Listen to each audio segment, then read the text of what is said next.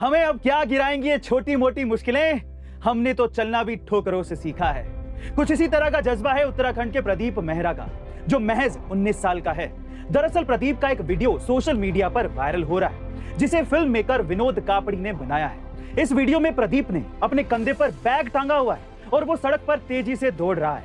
रात के 12 बजे प्रदीप को इस तरह से दौड़ते देख विनोद कापड़ी ने उसे लिफ्ट देने का ऑफर दिया, लेकिन प्रदीप ने मुस्कुराते हुए इसे इनकार कर दिया और कहा कि वो दौड़ते हुए ही अपने घर जाएगा। विनोद ने जब ये पूछा कि ऐसा क्यों, तो प्रदीप ने बोला कि वो सेना में भर्ती होना चाहता है और काम की वजह से उसे प्रैक्टिस करने का समय ही नहीं मिल पाता, जिस वजह से वो ड्यूटी खत्म करके घर इसी तरह से जाता है। इससे उसकी दौड़ने की प्रैक्टिस भी हो जाती है। गाइस, यही नहीं, प्रदीप की मां का इलाज भी चल रहा है। बावजूद इसके वो अपने सपने, अपनी जिम्मेदारी को बखूबी निभा रहा है।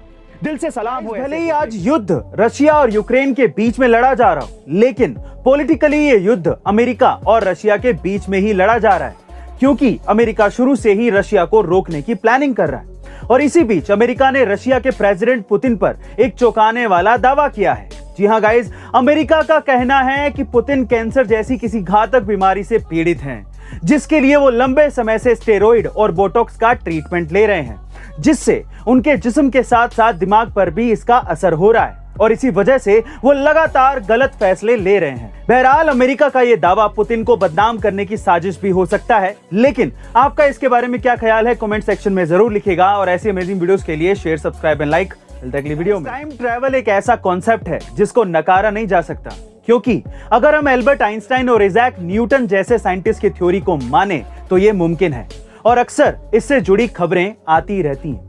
दरअसल अलेक्जेंडर स्मिथ नाम के एक शख्स ने अपेक्स टीवी से बात करते हुए कुछ वक्त पहले ये कहा था कि वो साल 1981 में ही टाइम ट्रैवल करके साल 2118 में गया था और वहां से वापस भी आया था। शख्स ने एक तस्वीर भी दिखाई जिसमें कुछ ऊंची इमारतें नजर आ रही हैं। इसका कहना साफ था कि वो फोटो भविष्य में खींची गई है और सच में वो फोटो इस दुनिया की नहीं थी।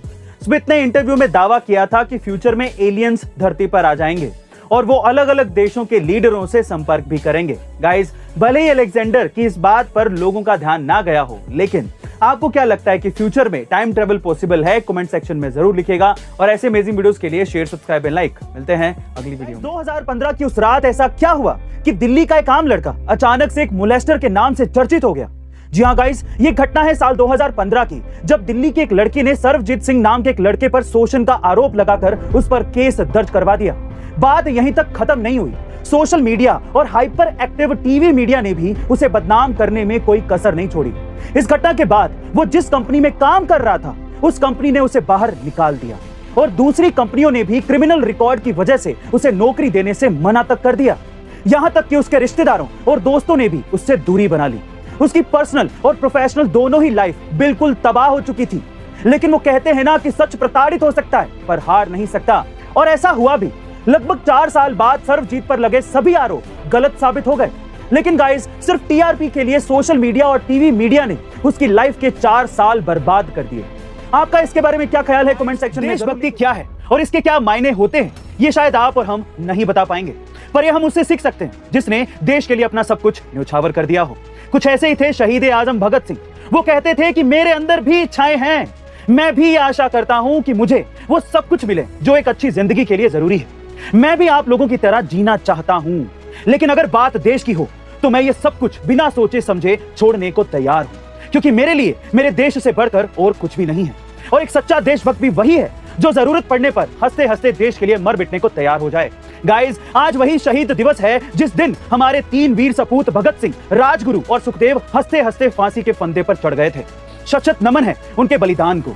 जाते जाते शहीद आजम भगत सिंह की ये 2 लाइनें मुझे याद आती हैं। इस कदर वाकिफ है मेरी कलम मेरे जज्बातों से, इस कदर वाकिफ है मेरी कलम मेरे जज्बातों से, अगर मैं इश्क लिखना भी चाहूं तो इंकलाब लिख जाता है। जय हिंद, जय भारत।